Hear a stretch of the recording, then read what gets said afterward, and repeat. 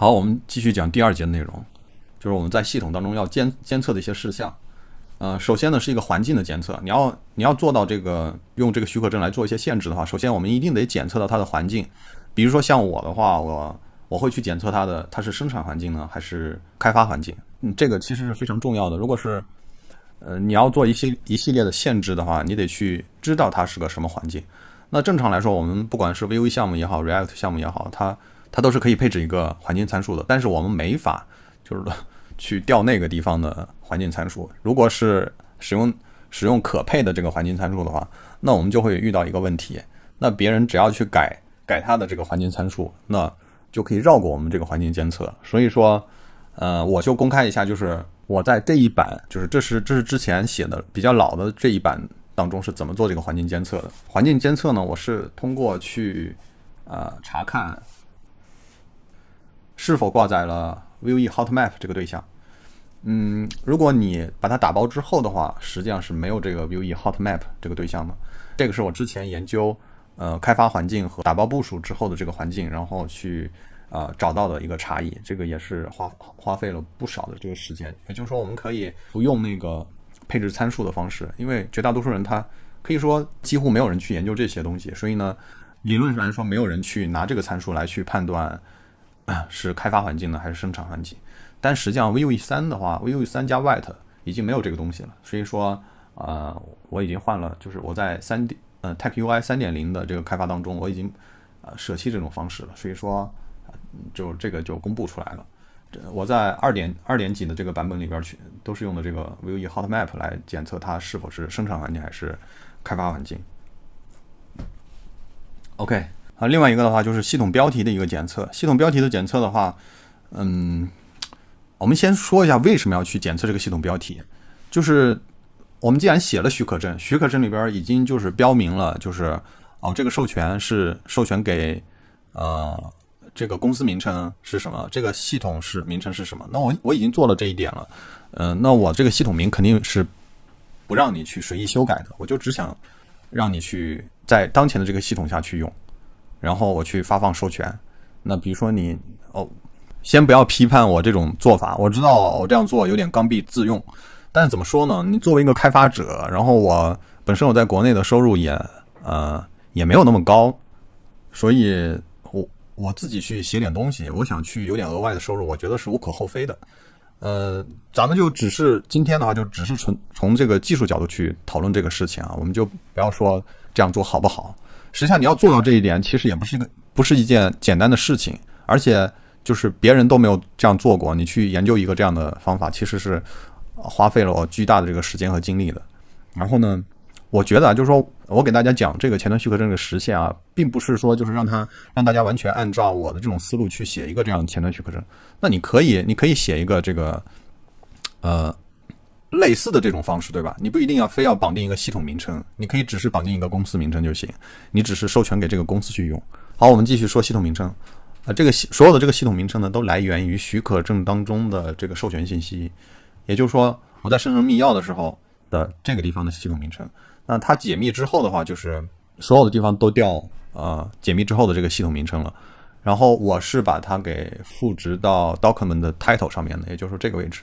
然后呢，其他的地方又都是去获取的 document title， 也就是说不管是这个主件呢，还是说这个面板里边它都是取的这个值。但是实际上你要去改这个东西呢，非常的简单，对吧？所以说这个就我们涉及到一系列的防御动作了。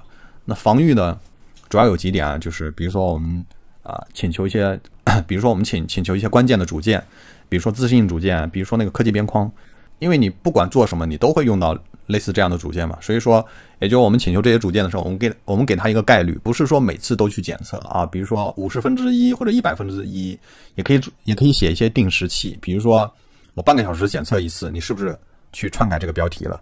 如果你篡改了的话，那它就会那个触发某些告警。就比如说我改一下这个标题，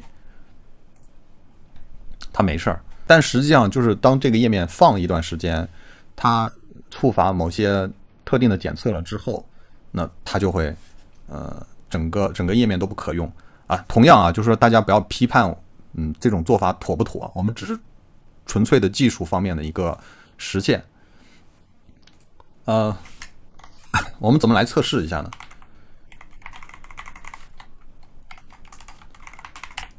我们现在通过 document title 把这个标题改成了 test， 然后这个时候我们可以手动的切页面，切页面呢看它会不会触发。这个触发我刚刚说了，它是几十分之一的，所以说并不是那么容易触发，但是呢一定是有这个功能的。我们可以多点点 ，OK， 它现在已经触发这个检测了，系统名称异常，检测到强制修改系统名称。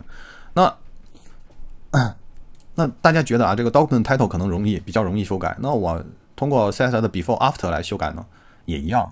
我会去检测它的那个 CSS 的计算属性。我如果发现你去做出了一些篡改的话，也一样，就是会弹这样的一个错误信息。好，这是系统标题的一个验证。还有日期检测，日期检测这个东西就不用讲了。比如说你许可证呢发放呢，它的有效期是这个，然后现在已经过期了，那就会弹一个那个已过期。许可证的过期我们就不去测试了，因为就是这个东西最容易检测了。我们来看一下那个代码的加密和混淆，还有它的一个自保护。我们先看一下核心代码。大家都看不懂，说真的，我也看不懂了。现在就是我当时去写那个它的核心代码的时候，我就在想，如果我看起来都费劲的话，别人一定会没有耐心去破解它。事实上呢，就是我理解的那个纯前端的一个加解密呢，它就是一个走迷宫。那迷宫其实是非常容易破解的。比如说，我们就选定了一个左手，然后一直朝着这个左转来绕。那你虽然可能你会绕一些路，但是说你最终一定会走出这个迷宫的。我们在写代码的时候的话，我们当然希望别人在这个迷宫上面花的这个时间越久越好。这样的话，他有可能会失去耐心，然后不会去继续走下去。那所以说我当时在写这个核心代码的时候，我就用了一大堆的这个加密的这种写法。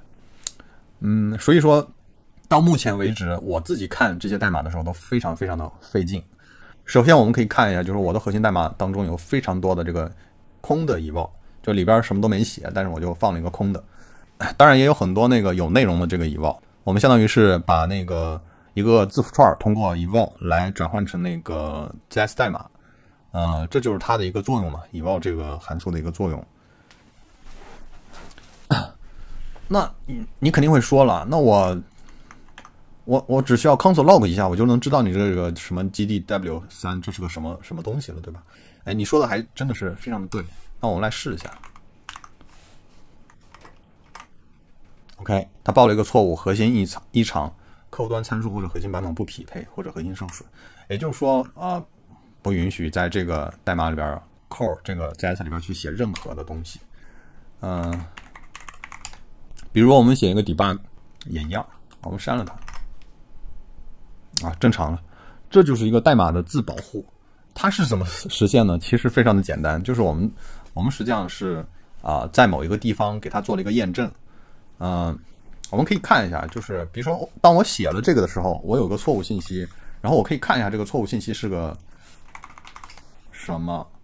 你可以看到这里边有一堆 MD5， 然后我们看 MC-CU2 这一个串和那个 MC-DEF。它对不上了。当大家看到这个错误信息的时候的话，就已经是知道了我是拿 MD5 值来做匹配的。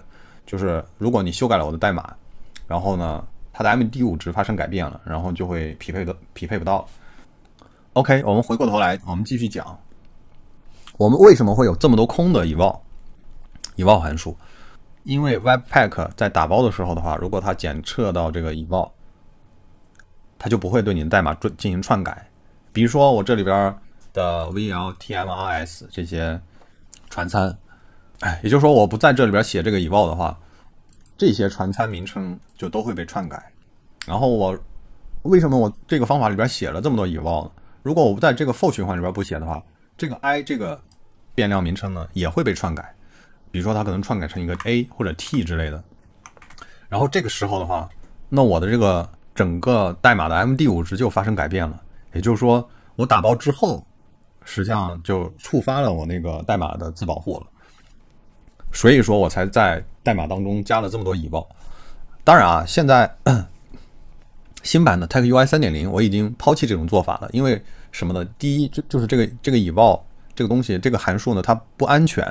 虽然说在网上啊，有一些开发者呢，他提供了一些新的这个 eval 的这个函数，就是他自己写了一个eval 函数来那个让它更安全，然后不让这个eval做一些那个破坏性的一些事情。但是呢，依然不推荐这种做法。我只是告诉一下大家，我的这个核心代码其实在大家看来就是完全就不可读，我也觉得它就非常的烂，因为我自己维护的时候我都很痛苦的，所以说我才在那个 3.0 当中，我用那个 WebAssembly 重构了一遍。这个是代码的一个自保护。那还有就是说我们做这个自保护的时候的话，实际上还有那个代码的一些混淆。可以看到我很多代码我都注释了，然后下边有一长串的这个的话，就是我可能特意的针对某一些那个关键的函数，我给它做了一个混淆。混淆呢有利有弊，有时候我们混淆过度的话，其实它运行的这个效率是有问题的。然后而且它会出现莫名其妙的问题，因为就是像我这种写代码不是太规范的这种人的话，写出来的代码你要去混淆，然后很容易出各种各样奇葩的问题。然后所以呢，就是混淆呢也尽量不去用吧。好，这个是就是代码的一个自保护、混淆等等。好，我们继续讲关键代码的验证。其实这个东西呢，说白了还是 MD5。我们可以看到，就是我有这么一个文件叫 k.js， 这里面呢其实都是你可以看，你现在都可以看到，就是它实际上它是个什么东西。比如说我这一串呢就代表是什么 CVE 是什么 verify env， 它就是一个字符串，然后这里边全部都是字符串，实际上解密之后全部都是字符串。然后比如说这是一段 JS 代码，然后我们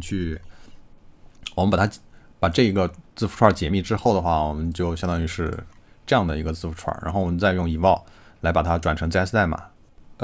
我在页面当中呢有多个地方就是做了这种代码的自保护。比如说我们对这里边的代码做一些篡改的话，那它就会无法运行，报错。这其实还是属于代码自保护的一个范畴。好，这一节的内容就讲到这里，再见。